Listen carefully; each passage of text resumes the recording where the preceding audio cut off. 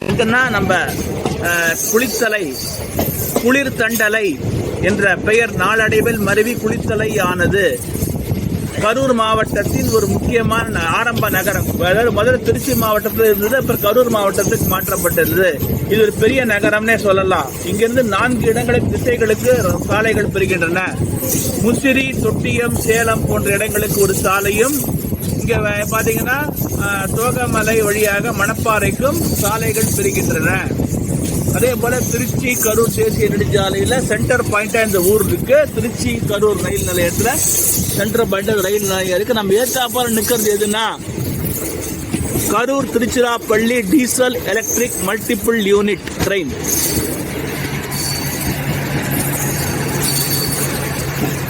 இது குறிப்பா கரூர்ல இருந்து திருச்சிக்கு வருபவர்களுக்கு ரொம்ப யூஸ்ஃபுல்லான ஒரு ட்ரெயின். டீசல், இது மின்சார ரயில்ல கிடையாது, டீசல்ல இயக்கப்படுகின்ற ஒரு வண்டி. இது 12 பெட்டிகளை கொண்டதாகும்.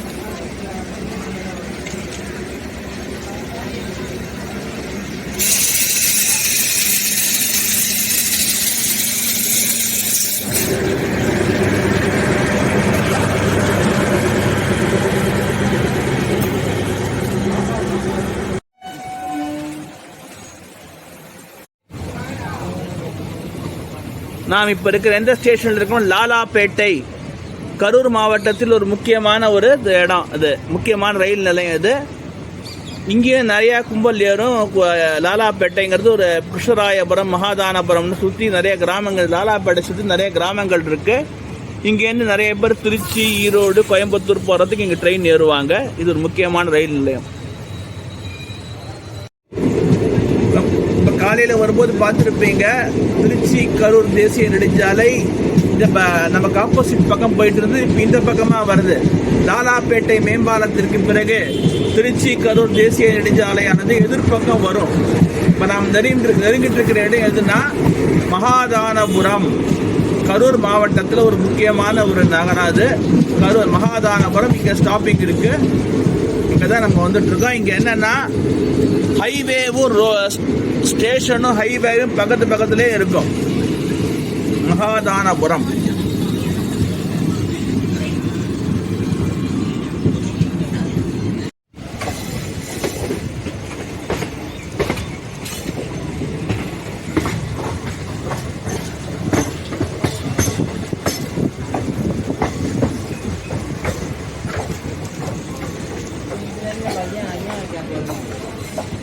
வரும்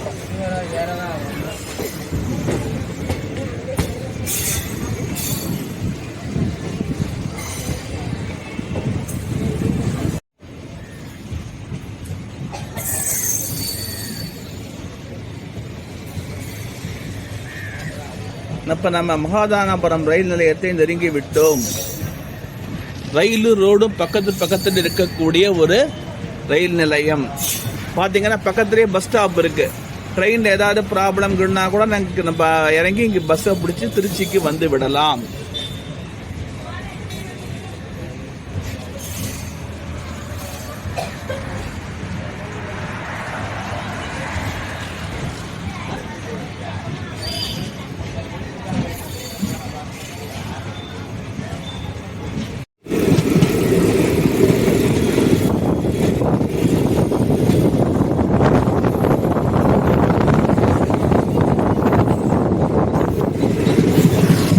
பாத்தீங்களா, நம்ம ஏத்தாப்பால போறதுதான் திருச்சிராப்பள்ளி கரூர் தேசிய நெடுஞ்சாலை.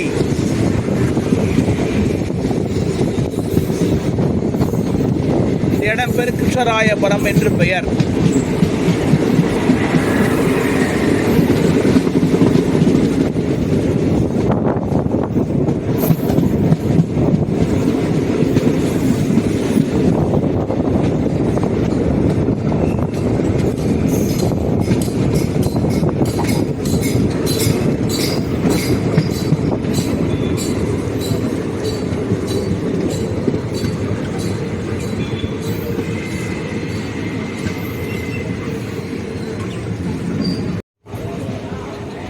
இப்போ நாம் ஒரு முக்கியமான ரயில்வே ஸ்டேஷன் நெருங்கிட்டு இருக்கோம். என்ன ஸ்டேஷன்னா இதுதான்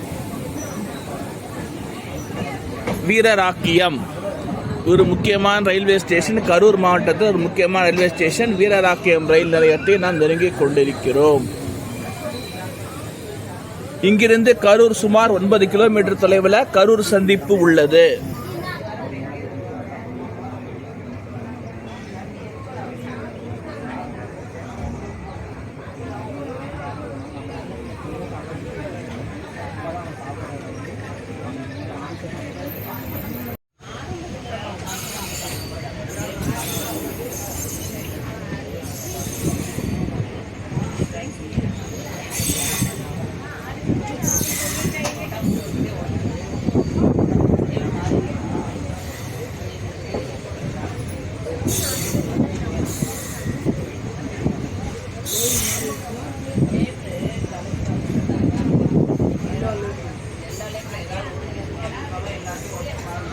நமக்கு ஏத்தாப்பால் நின்றுட்டு இருக்கு பாத்தீங்களா, இதுதான் வந்து main line electrical multiple unit எனப்படும் மெமு.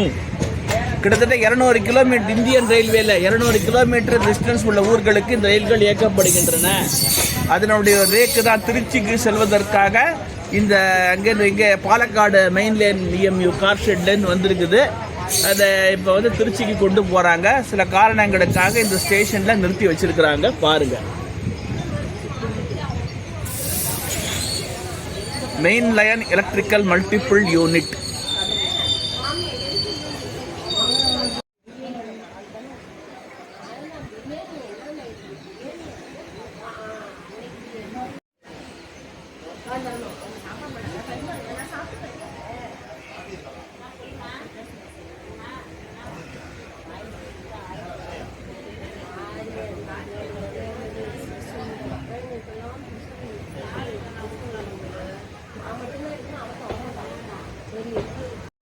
நம்ம ஏற்றாமல் தெரிஞ்சு பார்த்தீங்களா, அதுதான் செட்டிநாடு சிமெண்ட் ஃபேக்டரி புலியூர். இது ஒரு முக்கியமான ஒரு சிமெண்ட் ஃபேக்டரி. கரூர் மாவட்டத்தில் செயல்படும் ஒரே ஒரு சிமெண்ட் ஃபேக்டரி.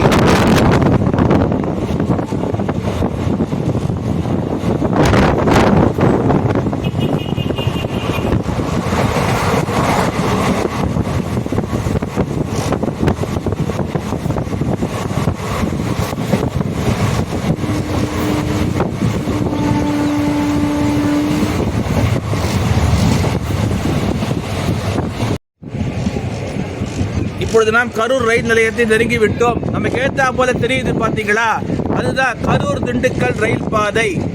கடந்த ஆகஸ்ட் 6, 1988ஆம் ஆண்டு அன்றைய பாரத பிரதமர் அமரர் ராஜீவ் காந்தி அவர்களால் தொடங்கி வைக்கப்பட்டது. இது எப்படின்னா 1970களில் புனே முதல் தூத்துக்குடி வரையிலான மீட்டர் கேஜ் ரயில் பாதையை அகல ரயில் பாதையாக மாற்றும் திட்டம் முன்னெடுக்கப்பட்டது இந்திய அரசாங்கத்தால், ரயில்வே துறையால். அதன் ஒரு பகுதியாக இந்த கரூர் திண்டுக்கல் பாதை இருந்தது. கிட்டத்தட்ட 1982ஆம் ஆண்டு இந்த ரயில் பாதை திட்டப்பணிகள் தொடக்கப்பட்டு கிட்டத்தட்ட 6 ஆண்டுகள் நிறைவுற்று 1988ஆம் ஆண்டு ஆகஸ்ட் 6ஆம் தேதி திறக்கப்பட்டது. அதைத்தான் நம்ம ஏற்றாப்பால பார்த்துட்டு இருக்கிறீங்க. இப்போ கரூர் ரயில் நிலையத்தை நெருங்கி விட்டோம். இன்னும் 1 கிலோமீட்டர் தான் கரூர் ரயில் நிலையத்துக்கு இருக்குது. கரூர் அவுட்டரில் இருக்குது. பசுபதி பாளையத்தில் நம்ம இருக்கிறோம். பசுபதி பாளையம் என்ற இடத்துல நம்ம வண்டி நின்றுட்டு இருக்குது. பாருங்கள், அமராவதி பாலத்தை தாண்டினவுடனே கரூர் ரயில் நிலையம் வந்துடும். இப்போ நாம் அமராவதி ரயில் பாலத்தை நெருங்கிக் கொண்டிருக்கிறோம். கரூர் நகரின் நுழைவு வாயிலாக உள்ளது இந்த அமராவதி பாலம். இந்த அமராவதி பாலத்தை தாண்டின உடனே தான் நம்ம கரூர் ஸ்டேஷனுக்குள்ள போக முடியும். பாருங்க, அதான் சாலை பாலம். இது வந்து இந்த நமக்கு ஏத்தாப்பால் இருக்கிறது வந்து திண்டுக்கல் செல்வது ரயில் பாதை. நம்ம போயிட்டு இருக்க திருச்சியிலிருந்து வரக்கூடிய ரயில் பாதை. பாருங்க, கரூர் பழைய ரயில் நிலையம். கிட்டத்தட்ட திண்டுக்கல் லைன் திறக்கிற வரைக்கும் இதுதான் இந்த நம்ம பார்த்துட்டு இருக்கோம் இல்லையா, இதுதான் பழைய ரயில் நிலையமா இருந்தது. அப்புறம் தான் புது இடத்துக்கு மாற்றிருக்கிறாங்க. 1988 தான் புது ரயில் நிலையம் கட்டப்பட்டு இப்போ அந்த தான் போயிட்டு இருக்கு. இதுதான் பழைய ரயில் நிலையமா இருந்தது 1988 வரைக்கும். பாருங்க,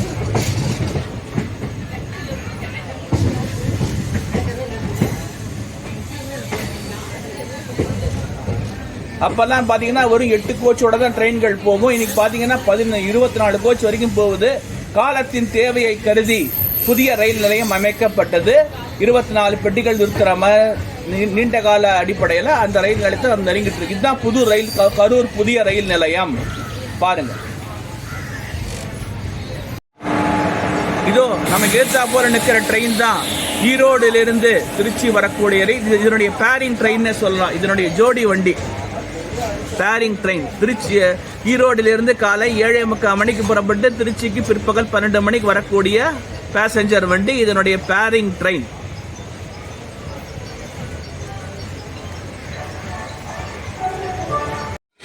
இதுக்கு சாப்பிட்டு இந்த வண்டி எடுத்துட்டு இப்பொழுது நம்ம கரூர் ரயில் நிலையத்தை அடைந்து விட்டோம். பாருங்க,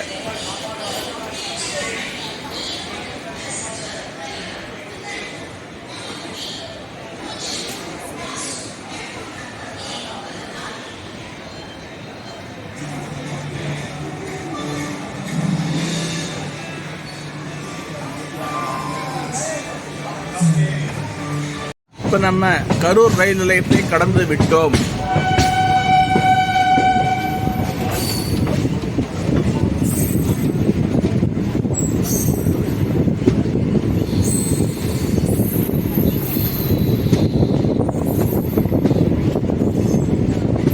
நமக்கு 3வது லைன் போயிட்டு இருக்கு பாத்தீங்களா?